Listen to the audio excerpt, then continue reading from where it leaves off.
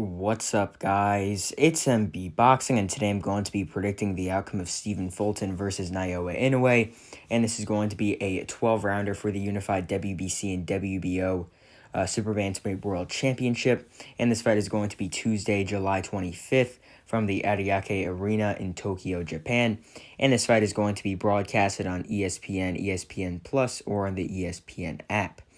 And to get into both fighters' resumes, Stephen Fulton, fighting out of the United States, holds a record of 21 wins, no defeats, with 8 wins coming by way of knockout. He is the current reigning and defending undefeated unified WBC and WBO Super-Bantamweight champion of the world.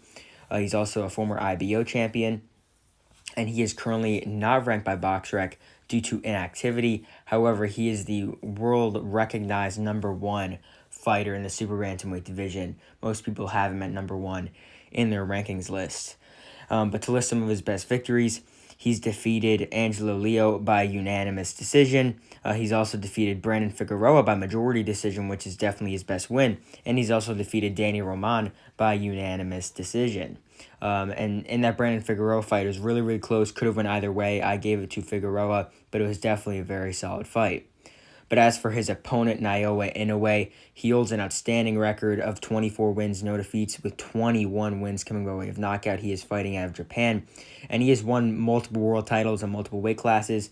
He is the former WBC light-flyweight champion, the former WBO super-flyweight world champion, and he's also the former undisputed WBC, WBA, WBO, and IBF bantamweight champion of the world. And he's also the World Boxing Super Series Bantamweight Tournament champion. Had to get through a tournament of some of the best bantamweights in the world, and he came out on top. And to list some of his best wins in recent time, this is in only maybe the past 3 to 4 years of his fighting career. In his last fight, he did knock out Paul Butler to fully become the undisputed champion. He also has a knockout and unanimous decision victory over Nonito Donaire. He's got a knockout victory over Jason Maloney, and he's got a brutal and destructive knockout win over Emmanuel Rodriguez. So, in my opinion, this fight is one of the best fights of this year.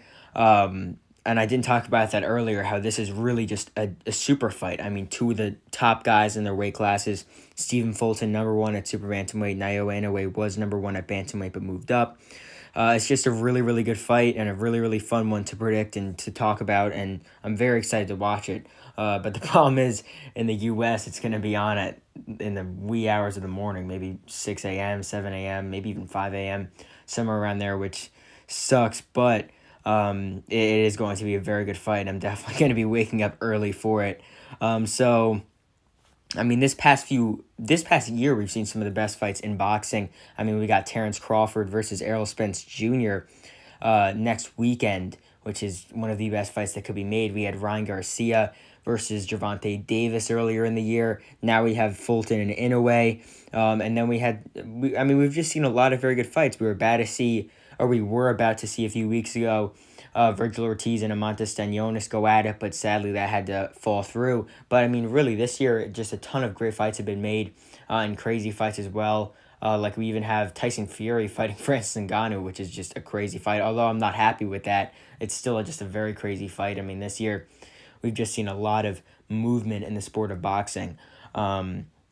But getting back to this one right here between Fulton and Inoue, I could see it going one of two ways. The two ways I see this fight going is I think that Fulton will either win a decision, or I think Inoue is either going to knock him out dominantly.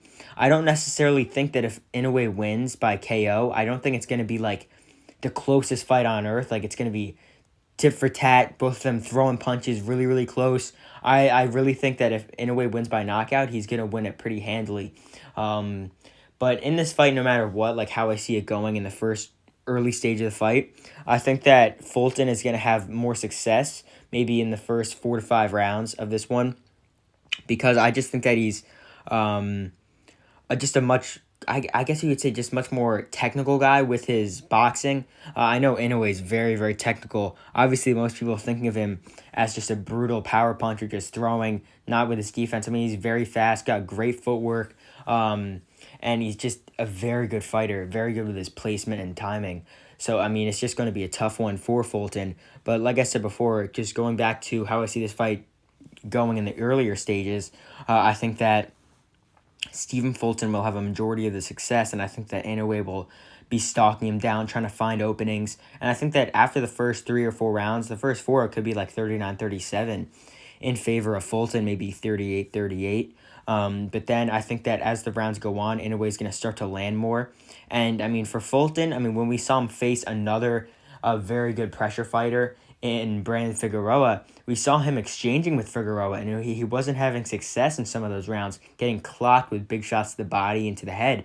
And even though Figueroa hits really hard, I think Inoue hits harder. So we're going to see how he takes those shots. But with Inoue, I think that he's going to be very calm, even though he only has 24 fights. He's 19-0 in world title fights, so he has so much experience in the ring, especially with some of these biggest fights out there, and especially since this is in his home country, in front of his home fans. And Stephen Fulton's going to have to get used to fighting in this Japanese crowd, much different than an American crowd here in the USA or the UK or any other place besides like Japan. I mean, the fans are just going crazy. The atmosphere is way different. In Japan, it's a much more respectful atmosphere in terms of the fighting. Like a fighter lands, they'll clap. In America, they'll start screaming, shouting, throwing beer, whatever. But in Japan, it's a much more respectful atmosphere. And obviously, if Fulton lands a good shot, I don't think they're going to be clapping for him. They're going to be clapping for their man, Naoya Inoue. So as the rounds go on, like I said before, I think that Inoue is going to start easing into the fight, starting to land more shots, I think. And I think that Fulton will have decent success in the first half, like I said before, especially in the first couple rounds. But I think that Inoue, like I said, will just start to move up, start to land his shots, start to find openings. And I think that after the first 6 rounds, could be like 57-57, a draw. I think it could be somewhere around there. I think it's going to be pretty close after the first half. But then once the second half starts, I think that Naoya Inoue is going to start to really dig down to the body and to the head of Stephen Fulton. And if Naoya Inoue wants to go to the body a ton in this fight, I think it will be a very smart thing to do. Naoya Inoue hits very, very hard. So I think that if he's just going to corner him, walk him down, pressure him, I think that's going to obviously be his one bet to win this fight. Because if he's going to try and fight really technical with Fulton, I think it could be pretty bad for him. Because Fulton, I think in this fight, is just going to be looking for counters, just going to be looking to fight on the outside, fight smart, and just have very solid defense. I don't think he's going to be fighting pretty recklessly like he did against Brandon Figueroa. But in the second half of the fight, I think that Fulton might be able to have some decent rounds in there, but I think primarily Inoue is going to really find his openings, really start to really land his shots, and really start to take control of the pace of the fight. And I think that Fulton will start to be breaking down from the shots from Inoue, and I think that like round 6 and 7 will be pretty big rounds for Inoue. I think he'll start to really land bigger, harder shots, and I think that by round 8, let's say, I think that Fulton could get stopped. I think that Inoue will just break him down, beat him down to the head, to the body even, I think. And I think that he'll drop him a few times, maybe somewhere around those later rounds, like from rounds 8 through 12. I think that Naoya Inoue will stop Stephen Fulton. And I think that, let's say this fight goes up until like round 8, I think Inoue could be up anywhere from like 77, 75, something like that. Like I see Inoue, after having a close, pretty competitive first half, I think that Inoue will start to dominate in the second half. And I think that if it goes from anywhere from round 6 to rounds 12, I think that the fight will be pretty much the same. I think that Inoue will be the one coming forward, landing the better shots and breaking down Stephen Fulton. But yeah, I mean, if you are obviously interested in this fight, comment down below your prediction for it. I know there's a lot of people picking Inoue, a lot of people picking Fulton, but I happen to think that Naoya Inoue will start to break down Stephen Fulton in the second half and stop him, maybe drop him a few times, anywhere from rounds 8 to rounds 12. So overall, I believe that Naoya Inoue will yet conquer another weight class, as I think he will become the unified WBC and WBO Super-Bantamweight champion of the world, as I think he will stop Stephen Fulton and hand him his first loss anywhere from rounds 8 to rounds 12. And yeah, that's really it. I'm MB Boxing. Thanks for watching, and I'll see you guys later.